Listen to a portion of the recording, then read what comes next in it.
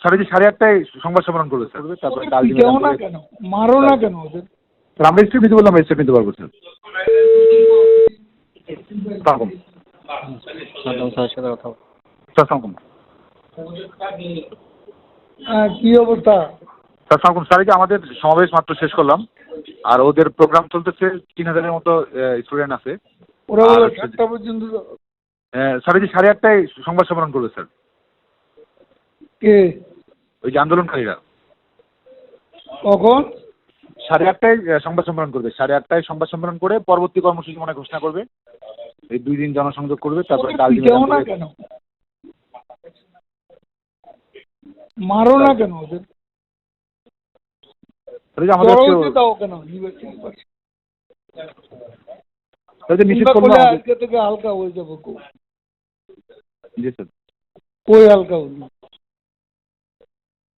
জি sir, জমায়েত আজকে ভালো বেশি ছিল স্যার। তোকে লাভ তাহলে কি বললে তোমরা? বাস্তবে কি হচ্ছে? জমায়েত মানে কিনা জমায়েত আর বিএনপি যোগ হয়েছে আজকে স্যার, আসছে স্যার ছাত্র দলের নেতা কিন্তু আসছে, তো যে কারণে জমায়েতটা ওই মানে ওইভাবে ইয়ে করছে। এটা কিছু করার নাই। স্যার আমরা স্টেপ নিতে বললাম, স্টেপ নিতে পারবো স্যার। হ্যাঁ মানে আমরা যদি রাজনৈতিকভাবে মোকাবেলা করতে হয় তাহলে আমরা সেটা করতে পারবো।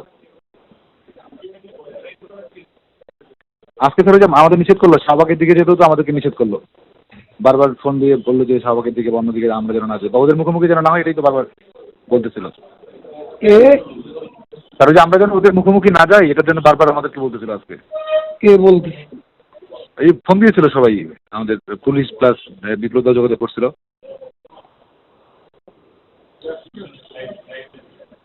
বিপ্লব তো এটা বলার কথা না। আমি ওই পুলিশে যোগাযোগ করতেছিল, সব মিলে মুখোমুখি হতে একটু মানা করছিল।